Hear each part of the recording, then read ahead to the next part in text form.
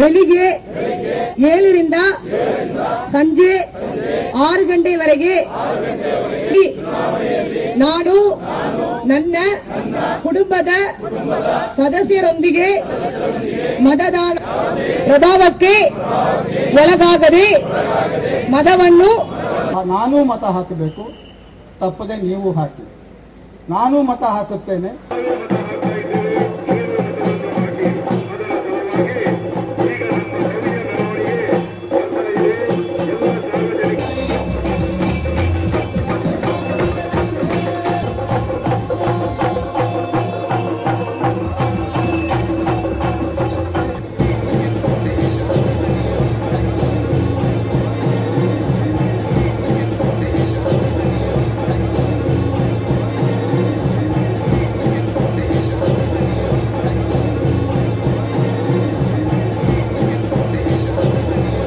ಒಂದು ಪ್ರಜ್ಞಾವಂತ ಜಿಲ್ಲೆ, ಇಡೀ ಕರ್ನಾಟಕದಲ್ಲಿಯೇ ಅತ್ಯಂತ ಪ್ರಜ್ಞಾವಂತ ಜಿಲ್ಲೆ.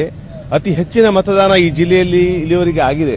68ರಿಂದ 68% ಕಳೆದ ಲೋಕಸಭಾ ಕ್ಷೇತ್ರದಲ್ಲಿ. ಈ ವರ್ಷ ನಾವು 80 ಅಥವಾ 85% ಆದರೂ ಮತದಾನ ಜರುಗಬೇಕು ಅಂತಕ್ಕಂಥ ಒಂದು ಉದ್ದೇಶದಿಂದ ಈ ಮತದಾನದ ಒಂದು ಜಾಗೃತಿ ಮೂಡಿಸುವಂತಹ ಒಂದು ಅಭಿಯಾನವನ್ನ ನಾವು ಕೈಗೊಂಡಿದ್ದೀವಿ.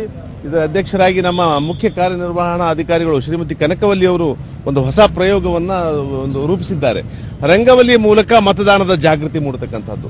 ಸುಮಾರು ಇದರಲ್ಲಿ 50 ಜನ ಇವತ್ತು ಮಹಿಳೆಯರು ಯುವಕರು, ನಮ್ಮ ಬೇರೆ ರಾಜ್ಯಗಳಿಂದ ಬಂದು ಇಲ್ಲಿ ಅಭ್ಯಾಸ ಮಾಡ್ತಕ್ಕಂಥ ಯುವಕರು ಕೂಡ ಇದರಲ್ಲಿ ಪಾಲ್ಗೊಂಡಿದ್ದಾರೆ. ಇದು ಬಹಳ ಸುಂದರವಾಗಿ ಮೂಡಿ ಬರ್ತಾ ಇದೆ.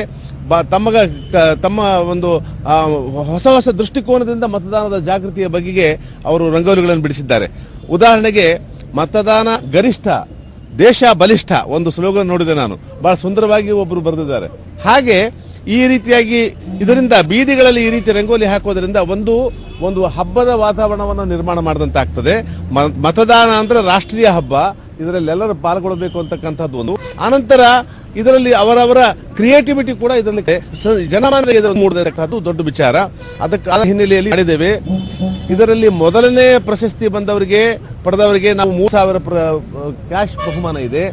ಅನಂತರ 5 ಜನರಿಗೆ 2,500 ರೂಪಾಯಿ ಬಹುಮಾನ ಕೊಡ್ತಾ ಇದ್ದೇವೆ.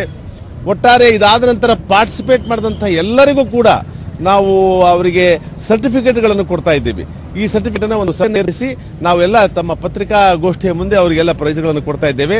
ಒಟ್ಟಾರೆ ಸಮಾಜ ಎಲ್ಲ ಸ್ತರದ ಸಮಾಜ ಇದರಲ್ಲಿ ಪಾಲ್ಗೊಳ್ಳಬೇಕು. ರಾಷ್ಟ್ರೀಯ ಹಬ್ಬದಲ್ಲಿ ಮತದಾನವನ್ನು ಯಾರು ತಪ್ಪಿಸಿಕೊಳ್ಳಬಾರದು ಅಂತಕ್ಕಂಥ ಒಂದು ಮನವಿ ಇದೆ.